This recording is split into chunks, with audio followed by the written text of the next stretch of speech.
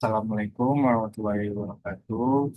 Sebelumnya, perkenalkan nama saya Muhammad Antara dengan NIM akhir 414. Pada kesempatan kali ini, saya akan mempresentasikan tinjauan studi kasus dengan tema The Role of Stakeholders in OHS Management. Kecelakaan kerja dan penyakit akibat kerja masih menjadi masalah serius di berbagai sektor industri. Ini menunjukkan bahwa manajemen K3 belum berjalan optimal di banyak organisasi. Salah satu penyebab utamanya adalah kurangnya keterlibatan stakeholder, mulai dari pimpinan, pekerja, kontraktor, hingga regulator.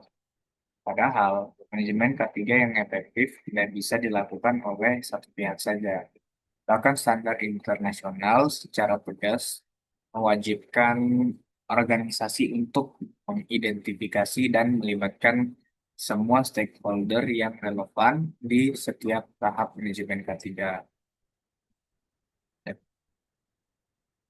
Jurnal pertama diterbitkan di International Journal of Safety and Security Engineering berindeks Skimago Q3 tahun 2023.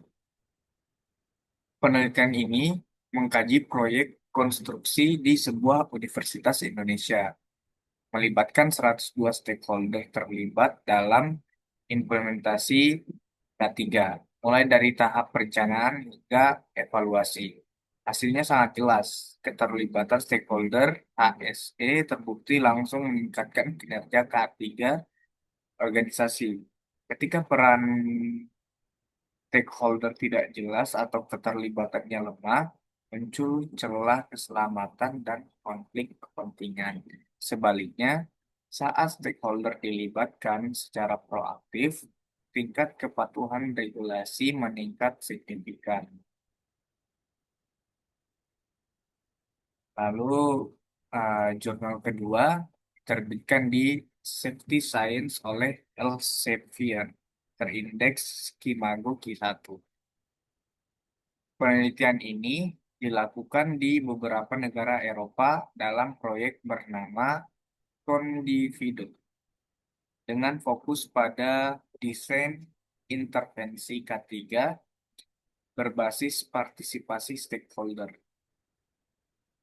khususnya sistem pengelolaan near miss atau kejadian hampir celaka.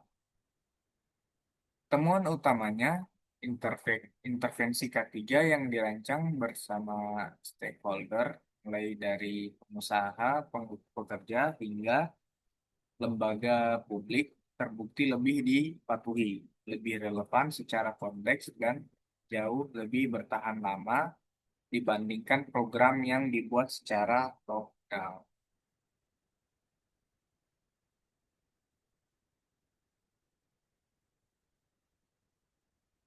Lalu ke perbandingan. Jika kita bandingkan kedua jurnal ini, keduanya memiliki konteks yang berbeda. Satu di Indonesia, satu di Eropa, namun menghasilkan kesimpulan yang senada atau serupa. Jurnal satu membuktikan eh, bahwa keterlibatan stakeholder meningkatkan kinerja K3. Jurnal 2 membuktikan bahwa partisipasi stakeholder sejak tahap desain menjamin keberlanjutan program K3 program K3. Keduanya menegaskan stakeholder adalah pusat dari keberhasilan manajemen K3. Temuan dan implikasi. Dari kedua jurnal, ada 4 temuan penting yang eh, perlu di perlu kita catat. Pertama, keterlibatan harus multi level. Tidak cukup hanya dari manajemen. Pekerja lapangan pun juga harus dilibatkan. Kedua, desain partisipatif terbukti lebih efektif daripada program yang dibuat secara sepihak.